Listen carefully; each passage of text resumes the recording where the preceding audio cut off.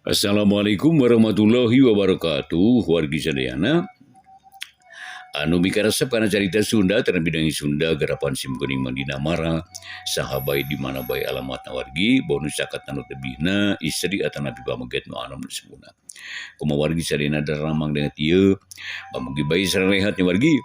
Sehat jasmanina, sehat rohanina, digambirkan rezekina, oge ditebihkeun balaina, aya dina lindungan atanapi panangtayungan Allah Subhanahu wa taala. Amin ya rabbal alamin. Eta pisan nu dipihar sim kuring siang kalian. Wargi sadayana jeung ngantos-ngantos carita Sunda dina judul Siluman Buaya Dano karangan Kiliksa bagian ka-21 kanggo ditan ieu. Hanca urang katunda bagian ka-20 urang nyariuskeun harita jalmi-jalmi anu kaicalan katelnya. Seeng jeung sajabina laporan ka Ki Jumri ka sesepuh di eta tempat teh atuh bogoe ngaraos kaget wargi sadayana nya. Tah teu ngartos atanapinya teu ngarti kitu kaayaan samodel kieu saha tah anu maringan seeng jeung katel jeung sajabina bari beas oge bangor jeung ngadangkeun duikeun kareng sana bae. Sarerea harita ngaharuleng teu aya nu bisa nangtukeun. Ki Jumri teu milu ngomong kalah kerung kawas aya nu dipikirang. Keur kitu torojol deui aya nu datang pahibut nyebutkeun yen lampu na leungit cenah. Rek nyeungeut damar ti sareupna keneh teu kapanggih kapaksa di imah teh mopoek. Jol deui anu lapor ka Ki Jumri leungit samak jeung taplak meja. Tungtuna rabu daratang ka imah Ki Jumri kawas anu ngahaja minta tulung. Sabab loba ledeungiteun. Nu tadina ngajijempe maneh teh ari ngadenge baturna ribut mah pipilueun lapor leungit itu leungit ieu. Atuh Ki Jumri jadi kaget ngadenge kitu pok ngomong, ke. Ieu teh kumaha anu saenyana ieu. Da enya geus dipariksa anu bener. Gade bisi teu kapanggih di imah. Bogo-bogo barang aya dar disebutkeun leungit.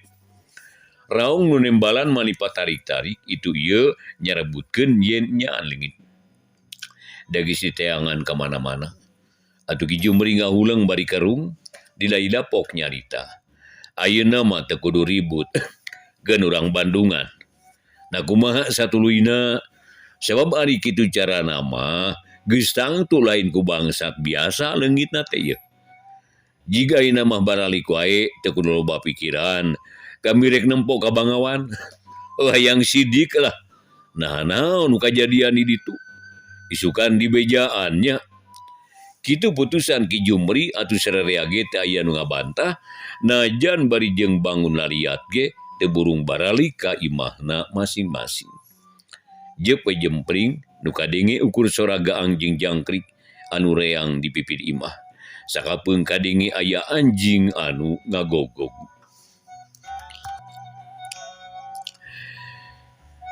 Ki Jumri harita ngahuleung jeung ambu sumasih. Mikiran eta kajadian samemeh aya nu nyarita kurunjung di anu datang. Hiji jajaka ginding nakar reg eureun hareupeun imah rengku hormat bari pok uluk salam. Sampurasun cenah pikayung yuneun rampe sae geuning aya tamu mangga linggih. Ki Jumri narima sema kalayan hormat kalacat ki sema unggah meme diuk munjungan heula ka Ki Jumri jeung ka bisu masih geus kitu kakara mernakeun maneh diuk deukeut lawang kaluar. Bage jang aya naon wengi-wengi ieu teh? Asara ruas teuing. Hapunten we rumaos teu milih-milih waktos. Naing abdi teh cunduk piutus, dongkap di piwarang, ngemban timbalan dunungan. Ceuk semah dari anaker. Oh, nya aya naon jang? Ki Jumri beuki panasaran harita. Di haturanan linggih ka bumi dunungan abdi, oyong kairingkeun ayeuna ku abdi. Margi ieu teh kalintang pentingna saurna teh mung sakitu. Ke. kabumi saha ieu teh? Di mana deui? Ki Jumri beki penasaran, hatena ngarasa heran. Da caket eta paliwetan. Punten we ulah teu angkat bilih abdi disiseulan. Penting saurna teh. Ki Jumri ngareret ka pamajikanana kawas anu menta dibantuan mikir. Nah temonan atawa ulah. Sabab anu ngulem teh asa aneh jika aya nu dirahasiakeun. Ari bisu masih surti pok ngomong. Nah bet bangun asa-asa. Apan saur Kang Jumri ge, mun aya nu ngulem kudu datang eta hartina silih ajenan, silih argaan jeung cumponan. Kenai kuring ngasorangan moal keungda aya barudak kitu pokna. Heueuh. Bae katu dagoannya. Kemerik indi teh lah ieu. Kekejang antosan sakedapnya rek disalin heula ieu. Bari ngareret ka Semah. Mangga. Jawab ki Semah bari manggut. Tegung sedila Ki Jumri gesa gedangdan, make celana pangsi di baju kampret bodas, make ikat wulung, nyoren bedog letik, bisi aya itu ia di jalan, maklum merek lumampah peuting. Hayu atuh jang bisi peuting teuing, semuhun mangga. Sanggeus amitan ka Bisumasi beral miang ningalkeun imah Ki Jumri. Ku Bisumasi diteuteup nepi kalesna dinu poek. Geus kitu panto ditutupkeun. Malah maditulakan sakalian, terus ka tengah imah nyamperkeun ka anakna nu geus sare.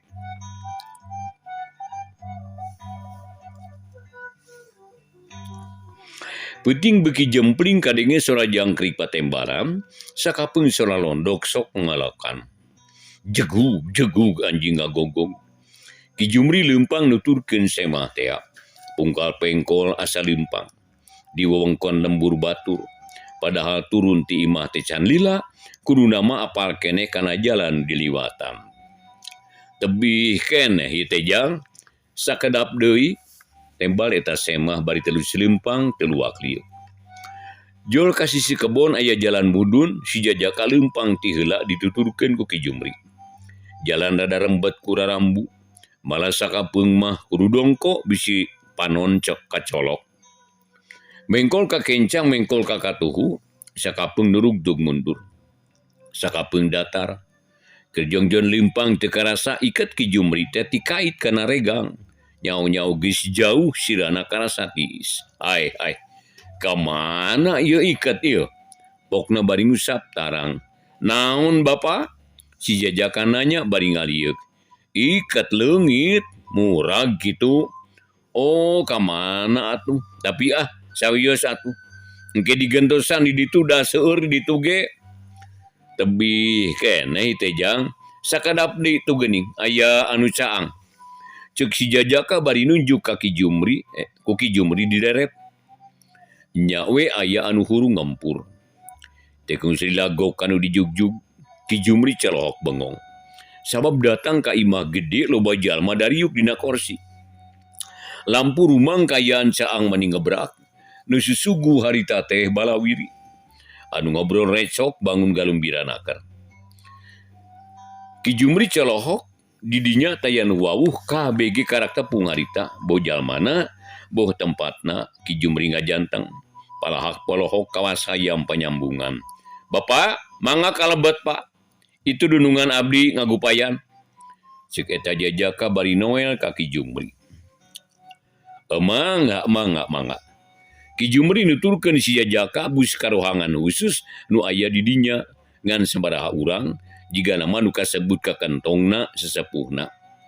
Ngan di antara nu ngariung aya aki-aki make pakaian sing sarua hideung, make iket barang bang semplak, nu sajena mah make baju biasa rapih jeung bersih.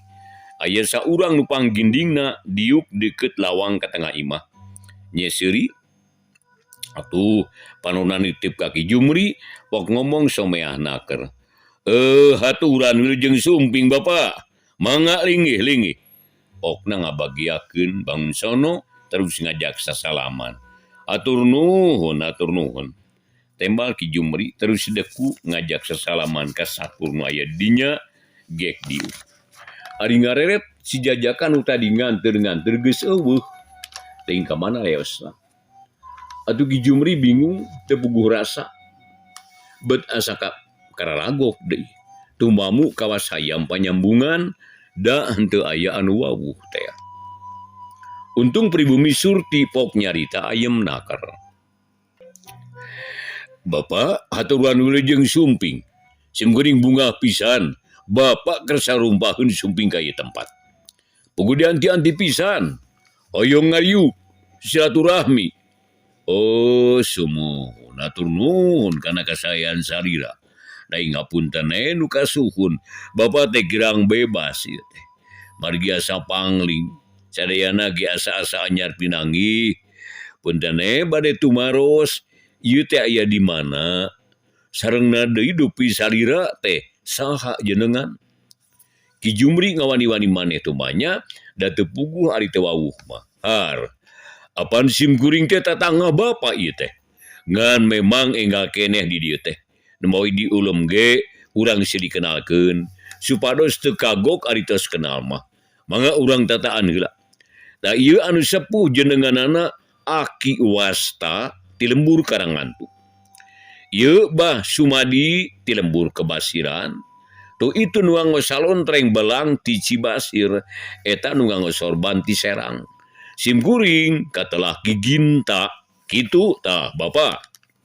Cik eta pribumi bari nunjukan semahna terus ngenalkeun ngaran sorangan. Ki Jumri unggut-unggutan tapi bari jeung can ngarti memang ngaran lembur nama arapal tapi da kajelema nama teu warawuh. Ngan teu loba omong ngajenan ka pribumi pok weh nanya deui. Atur nuhun ditepangkeun. Janten seueur baraya ari parantos kieu mah. Nanging naha badi aya pikeun saeunaon ieu teh. Geuning ruang riung gemrang gemrong bari ngagemrung. Kieu eta teh Bapak kieu. Simkuring teh geus lila hayang ngayakeun riungan kieu supados kauninga ku sadayana. Pokona mah urang teh kudu silih kenalkeun, silih kanyahokeun, silih hargaan sabab masing-masing pada kagungan tempat jeung kahormatan. Ayeuna karesan kalembur simkuring aya sepuh anu linuhung, aya pandita nu jembar, aki-aki nu sugih ku pangarti. Ngajak ku simkuring diulem, maksana teh bari disuhunkeun pituahna, piwejangna, piwurukna kanggo kajembaran sadayana. Ngan samemeh prung ngayakeun ceramah, oyong kasaksian ku sepuh-sepuh sadayana. Utamina para sesepuh lembur anu pasakat sareng lembur simkuring. Margi engke bari ditataan wates lembur di mana mun aya nu ngareumpak larangan kedah kumaha jeung naon hukumanana anu baris diterangkeun engke ku sepuh simkuring teh. Dah kitu maksudna mah janten geus nama nyuhungkeun disaksian we supados kauninga sareng disuhunkeun peratosanana supados urang tiasa hidup tentrem di negara masing-masing. Jadi ulah duikeun ka aya pacogregan. Kitu tah Bapak. Pribumi nu ngakukeun ngaran Ki Ginta nerangkeun panjang lebar ka Ki Jumri. Atuh mani unggut-unggutan Ki Jumri teh saeutik ge rada ngarti yen maneh tadi ondang ku tatangga anyar pok nempas. Hatur sewu nuhun. Bapak dipasihan kapercantenan kaunyaksian ieu acara. Sumangga sejang ngiringan. Nuhun-nuhun. Taina datos aya antosaneun ieu teh. Urang ngawitan we lah. Mangga Aki tuda kanca-kanca parantos kembal teh. Geura ngawitan we. Ciki Ginta ka aki-aki nu disebut Aki Wasta teh ya. Nya sumangga Gusti. Atuh sumangga caralik ngaralih calikna. Supados kembal sadayana. Sasarengan sareng rahayat sakumna. Cik Aki Wasta bari nunjuk ka balandongan. Taya nu baha. Jung sadayana nangtung pindah diukna ka tempat nu geus disayagikeun. Gek-gek dari yuk ngajajar dina kursi nu aya di jajaran hareup. Ditukangeun manigis hempak sakumna rahayat, awewe lalaki kolot budak. Lampu ngagebur hurung kaayaan caang ngebrak gamelan masih kene nang neng nong. Jung Aki Wasta nangtung misah calikna di payun. Jep gamelan jempe hadirin ge taya nu ngomong. Perhatian tamplok ka hareup ka Aki Wasta nu rek mitembeyan mere piwejang. Agi desanya nama era ieu teh. Ku pribumi disebatkeun sepuh linuhung aki-aki nu sugih ku pangarti.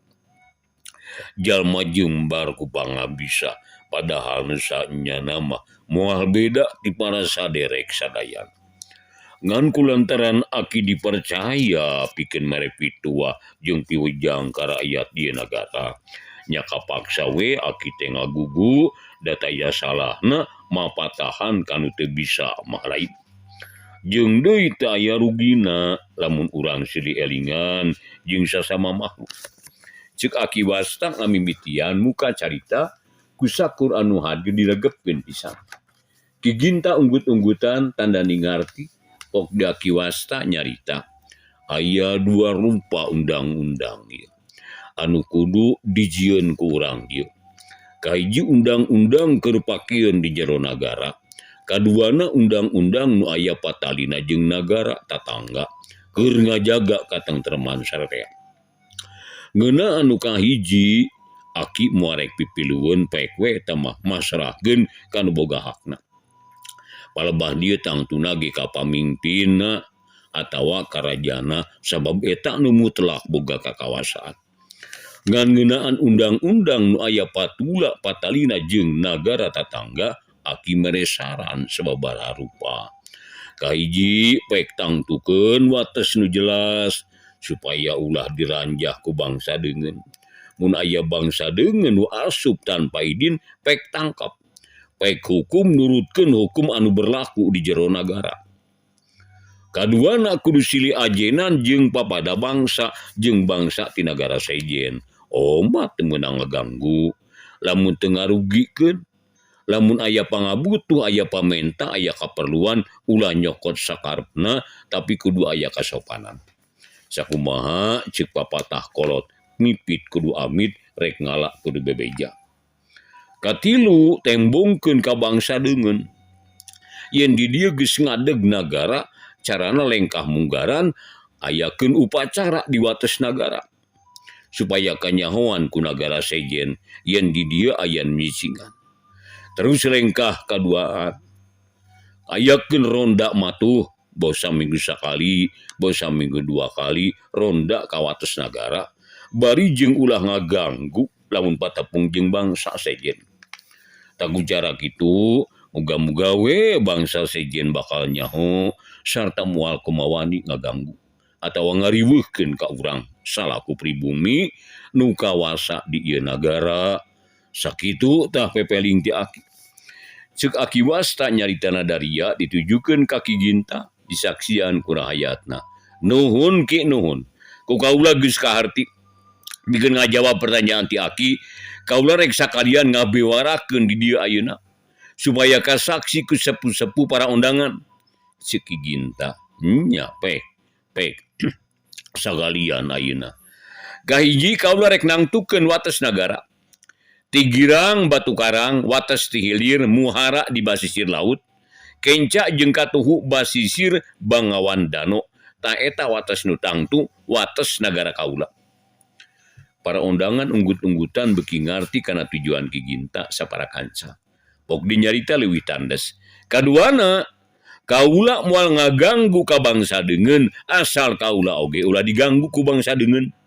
Ngan lamun bangsa deungeun ngaganggu atawa ngahina ka kaula atawa ka rahayat kaula moal bebeja heula rek langsung ditewak, diajukeun ka pangadilan, saterusna dihukum nurutkeun aturan nu aya di ieu nagara.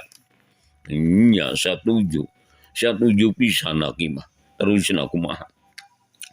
Aki wasta ngengklokan, pok di Ki Ginta nyarita. Katilu, kaula rek ngayakeun upacara peresmian wates waktuna malam Jumaah Kaliwon bulan ieu satuluyna rek ngayakeun ronda unggal malam Salasa jeung Jumaah atawa saminggu 2 kali. Ceuk Ki Ginta tanda sedih bae, hadirin unggut-unggutan kabeh oge ngarti. Ayeuna ki rek nanya. Na bisa mun bangsa aki hayang hubungan jeung urang dieu. Apaan urang teh sok teu boleh aya pangabutuh. Kitu ceuk aki wasta. Ikan tenan. Mangawe asal carana hade. Sakumaha nu ku aki tadi disaurkeun. Mipit kudu amit ngalah kudu menta. Pokona mah asal bisa silih ajenan, silih hargaan, jeung ngeunaan pangabutuh bisa silih cumponan. Jawab Ki Ginta dari anakar nuhun atuh. tangan sakitu nu bisa disumbangkeun ku Aki pikeun sakumna pangeusi ieu nagara. Cik Aki wasta bungkas ceramahna terus pindah di diukna ngarendeng jeung ondangan sejena. Jung harita Kiginta nangtung terus mereparentah ka rahayatna supaya nuluykeun pesta. Tatabuhan geus der susugu sursor anu barang dahar mani recok para tamu jeung ondangan uplak ngobrol. Nya kulantaran resep loba batu resep ngobrol teu karasa nyerelekna waktu. Malah Ki Jumri ge mani pogot ngabandungan Aki wasta anu keur cacarita. Ngaguar lalakon mangsangkeun ngora. Ki Jumri sok kerung jeung sok nanya kana dirina.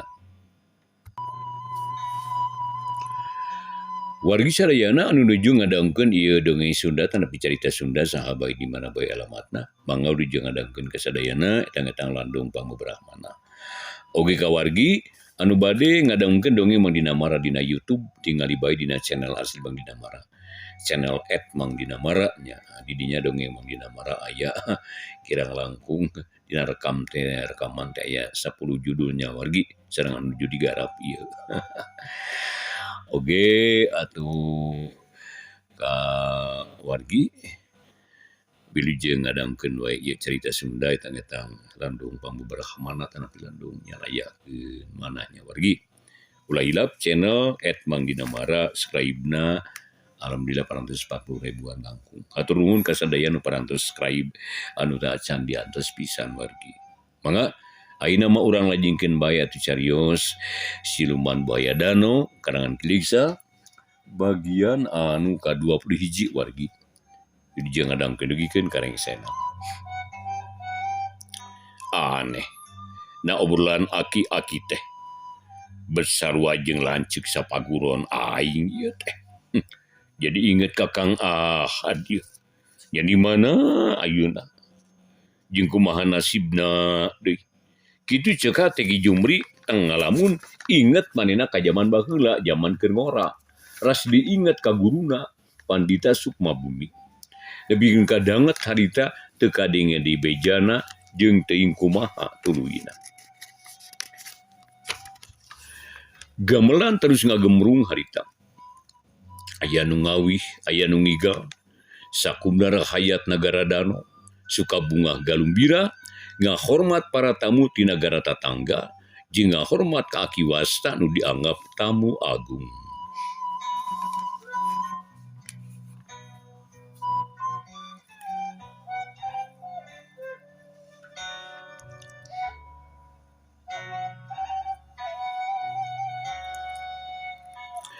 Nya akhirna teu kanyahoan, jep gamelan teh jempeng. Lampu jadi melempem tepat di caang. Ki Jumri inget kalemburna jeung geus karasa kesal. Terus luak liuk neangan jajakan nu kungsi ngapagkeun manehna. Rek nanyakeun jalan pangbalikan da manehna can apa. Kumaha balik ieu? Poho deui jalan nu tadi.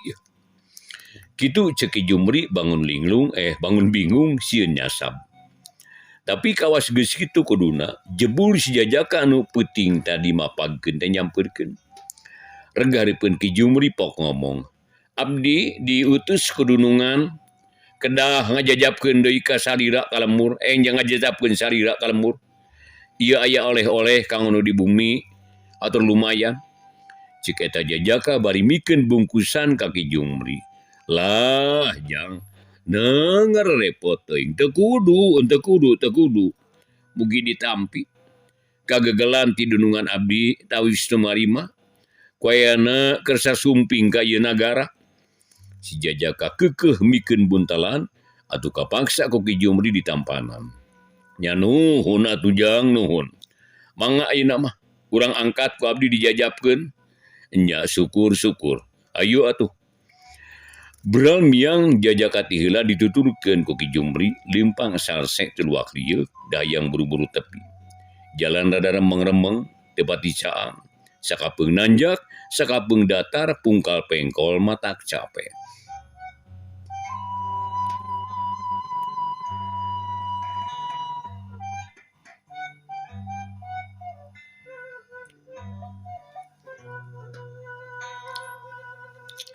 Nya akhirna reg si Jajaka teh eureun, terus malika Ki Jumri bangun hanjelu poh ngomong, "Pak, hapunten kasuhun, abdi teu tiasa jajab dugi ka bumi, abdi sieun kasiangan, bili digelendeng kudulungan, mangga we angkatnya lira tuh ka ditu da moal sasab jalan ngan hiji-hijina, mung oma teh ulah luak liuk." Ceuk si Jajaka nunjuk ka jalan nu molongpong. Nya mah ari kitu mah. Urang selidoakeun we. Ceuk Ki Jumri bari ngajak sasalaman silih doakeun. Leos si Jajaka balik deui, Ki Jumri leumpang nuruikeun lalampahanana. Dina hate timbul pertanyaan. Nah si Jajaka teh bet sieun ku beurang, atuh najan diomat-omatan ge sirahna teu beunang ditahan. Terus ngalieu hayang sidik ka si Jajaka teh. Barang ret kodoh mang lagadar buhaya mani badag buntutna reregean kawas ragaji. Gembeg Ki Jumri ngarenjag, sajungjungan mah panona molotot mata si beuteun. Tuurna ngaleper, ya jantung ratug sanggeus sadalida kakara sadar. Astagfirullahaladzim. Geuning buaya itu cenah. Terus malik rek neluykeun lalampahanana. Gebeg ruas deui bae. Jalan nu tali molongpong geus eueuh, nu aya rawa dano. Atuh mani ngagebeg Ki Jumri teh ruas nu teh aya papadana. Bu, cilaka kaduhung make ngalieu. Ceuk Ki Jumri terus maksakeun leumpang bari ati-ati bisi ti balesek kana rawa. Brai rada caang, horeng hadida teh wanci balebat. Manuk recet di sarada, ayam jago raung kongkorongo, kadeng kena tibeh kulon. Sada di lembur kemayungan jeung lembur Cibasir. Ki Jumri ngahegak bakat ku cape. Leumpang dina rawa loba kapaur, bisi aya buhaya deui, bisi aya orai jeung anu sejena. Nya akhirna mah berai caang di wetan hibar ku cahaya beureum, sang surya tereh medal. Atuh ari geus ngebrak caang mah teu hese teuing leumpang teh. Ari gok ka sisi rawa, Ki Jumri ngarenjag nenjo iketna ngait kana regang. Ai, geuning ieu iket aing teh ieu. Rupa-rupa ieu mah nya, duh adena we kapanggih deui. Kitu pokna terus dicokot ngan teu tuluy dipake. Bes kana saku kampret di sakuan. Kalayan hese beleke akhirna mah hanjat ka darat anu tuhur. Ki Jumri ngarahuh gek diuk heula dina batu. Sarta melong ka rawa dano ka bangawan anu geus kakocap loba buhayaan. Asa dina pangimpian ieu mah. Jeung aneh aya kolot nu lakon hidupna. Sarua jeung lalakon Kang Ahad. Saha manehna teh atunya? Nah Kang Ahad jadi mustahil Ceuk Ki Jumri teu kebat nyaritana, manehna teu hayang nyangka nu lain-lain kadulur sapaburona. Rek kana buntelan pamahanan ti Jajaka teh. Hate Ki Jumri jadi penasaran. Hayang muka eta buntelan naha naon eusina. Terus dibuka lalaunan dibarung ku jajantung anu ratug.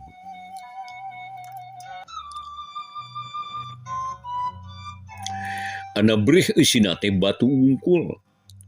Eueuh barang nu aya hargaan. Nya puguh Ki Jumri bani kakerot nahan amarah. Asa diheureuikeun ku siluman, kak batu dicekel, kalawang dibalangkeun ka tengah bangawan danau teh. Gujuar caina muncrat, kecebuk buringkal buntut buhaya. Gujuar lap ngiles, buhaya teu katampo deui. Batu ngalalap ka handap, cai bangawan balik dicara tadi, kawas teu kungsi aya kajadian naon. Aneh. Naon hartina ieu batu. Tapi aing teu butuh ku batu kitu, diburuan ge loba. Ceuk Ki Jumri bari jung nangtung terus ngingkig balik ka lemburna.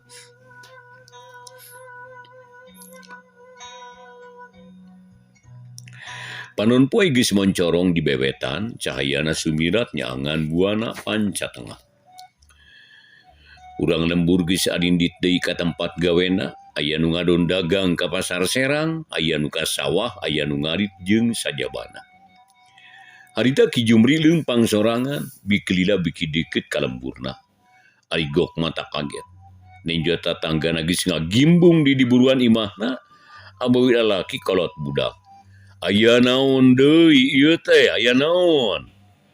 Ceuk Ki Jumri bari ngarandeg, anu ngariung hampir bareng ngalieu ka Ki Jumri, pok Pak RT nyarita.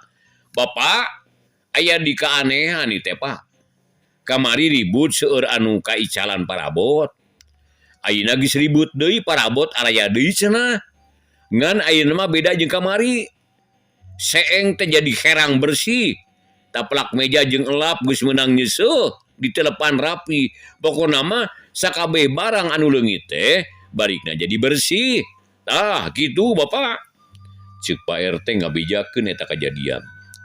Lantaran rahayatna kabeh lapor. Terus mulu ka imah Ki Jumri.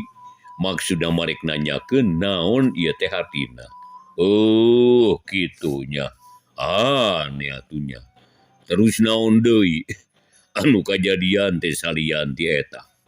Na aya dinu aneh atawa henteu? Ceuk Ki Jumri.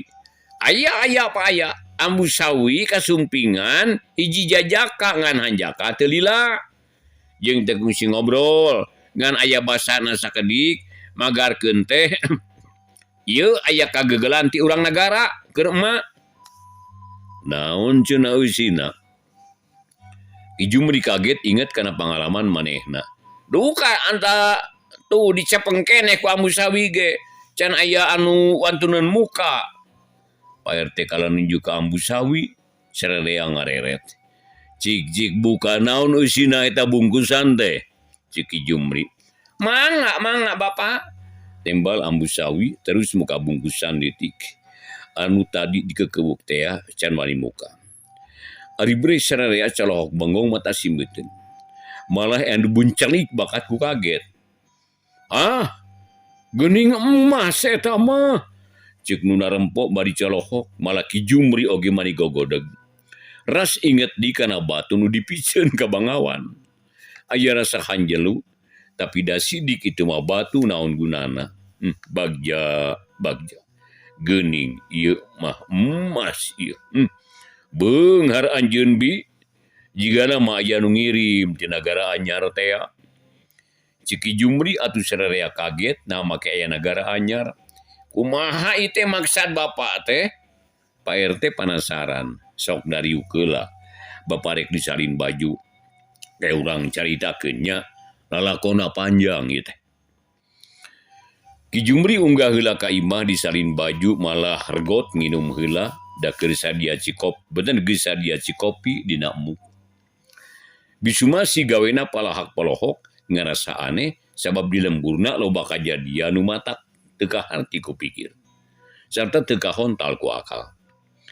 Geus tarapti ge Ki Jumri diuk dina palupuh, balarea ngagonyok, aya nu diuk, aya nu nangtung, ronyok bae hareupeun lawang tepas. Barabat Ki Jumri nyaritakeun pamanggihna, dibejakeun kabeh teu aya nu kaliwat. Nu dipalar sangkan sarerea nyaho yen di Dano teh ayeuna ngadeg nagara. Kasebut nagara siluman Dano pangeusina bangsa buhaya.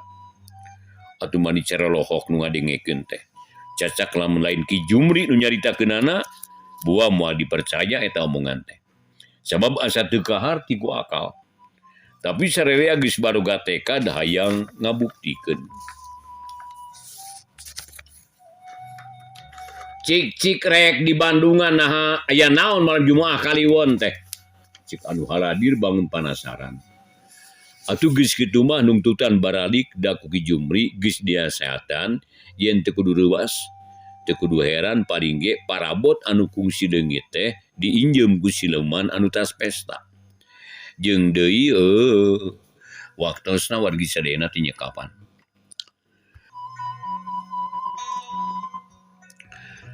Wargi sadayana pencinta cerita Sunda tanah bidongi Sunda nu digarap ku Simkuring Mang Dina Mara. Carios Siluman Buaya Dano karangan Kiliksa bagian anu ka 21 dicekapeun bikeun ka dieu bae wargi sadayana pamugi katampi lain kamingahan. Insya Allah siluman buaya dano bagian ke-22 enjing na waktu anu sami urang lajeng kene. Mandina marang atur kenuhun keperatasanana ujung paturai. Wassalamualaikum warahmatullahi wabarakatuh.